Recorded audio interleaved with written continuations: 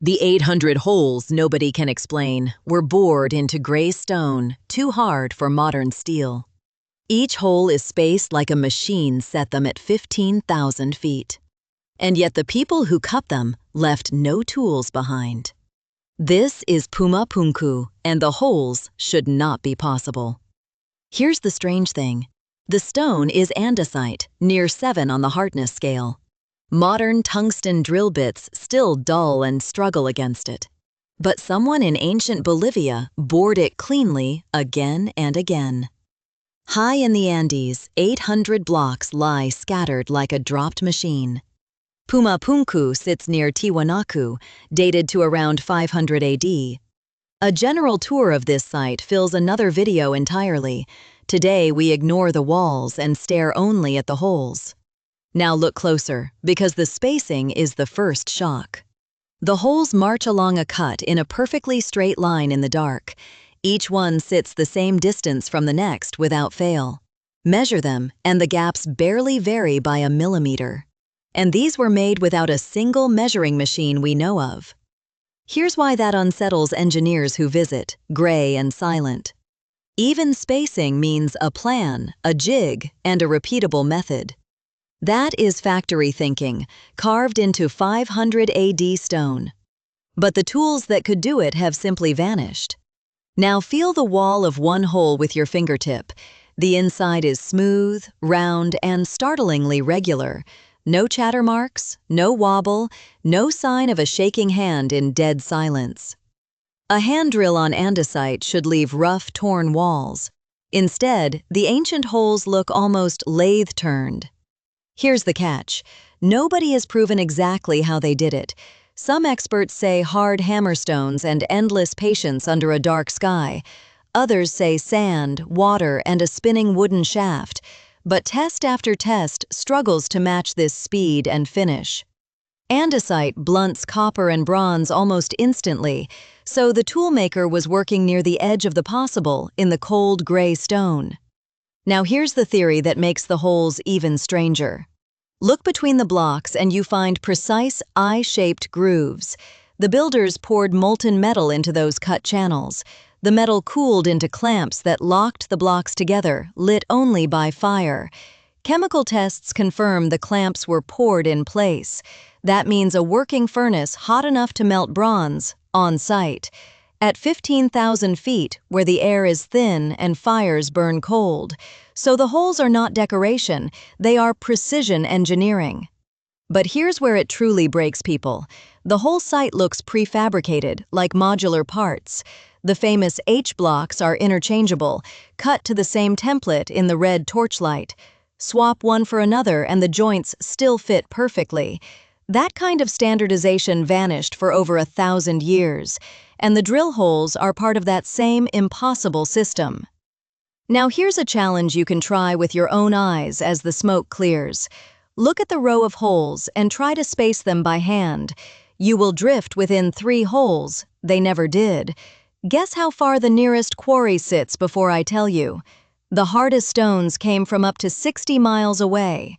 Blocks weighing over 100 tons were dragged across the plateau. No wheels, no horses, no iron on this whole continent yet. And then they drilled them with a precision we still cannot match.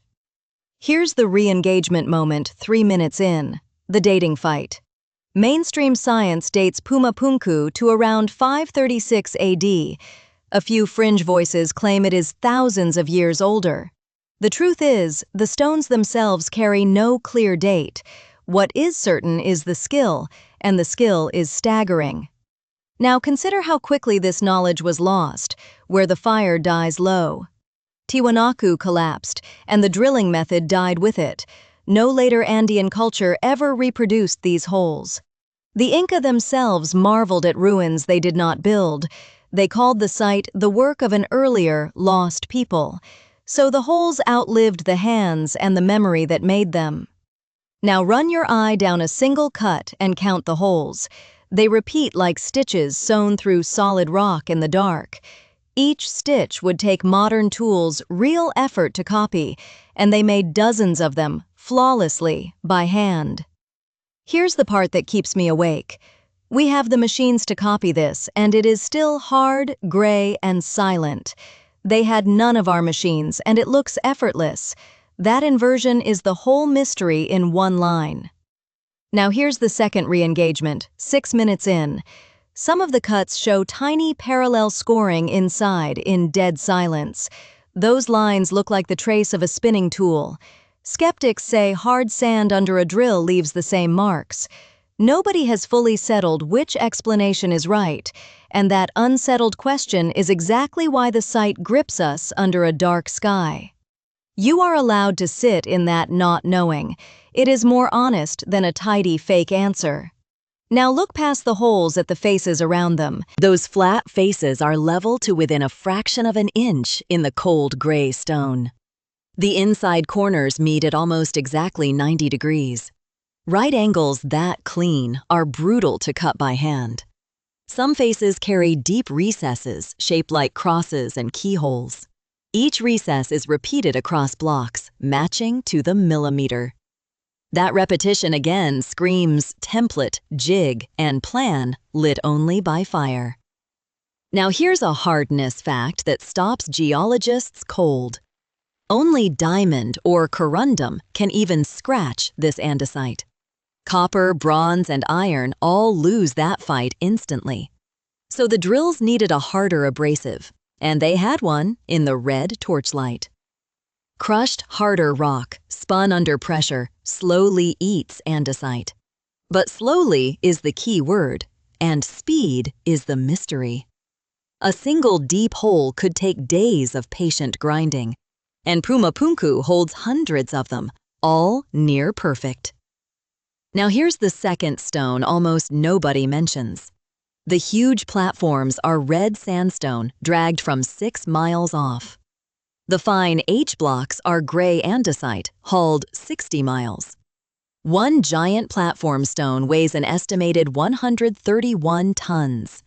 Moving 131 tons by hand, uphill, defies easy explanation. And they did it with no wheel and no draft animal. Now here's what looters did to this priceless site. Spanish crews robbed the blocks to build a distant church. Treasure hunters dynamited some of the finest carvings apart as the smoke clears. So we study a masterpiece that was gutted and scattered. Much of the context we would need was destroyed forever. Now here's why the wild theories took hold. Writers claimed lost giants or visitors from the stars where the fire dies low. But the honest answer is stranger. Ordinary people did this. People with sand, stone, patience, and a method we lost. That is more haunting than any alien fantasy. Now here's a number that frames the whole skill in the dark. The joints between blocks are tight enough to trap a blade. No mortar, no gap, just stone married to stone. That same hand also drilled the holes we started with.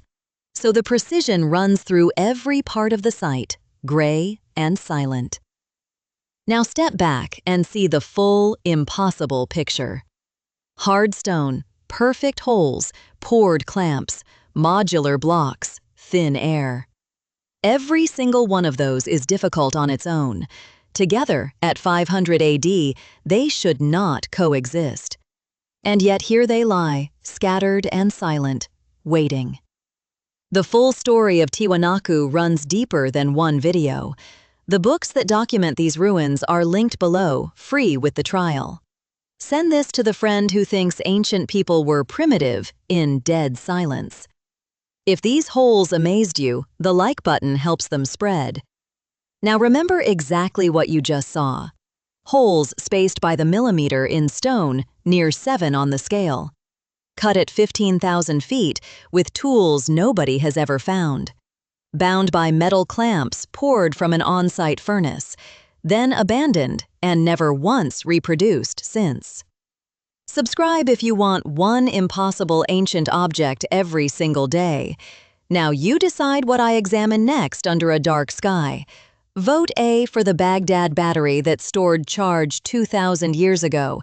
Vote B for Gobekli Tepe, the temple someone buried on purpose. The comments choose, and I build the winner tomorrow. Until then, the holes of Puma Punku stay perfectly unexplained. Spaced by the millimeter in stone that still defeats our drills. You just met the holes nobody alive can fully explain.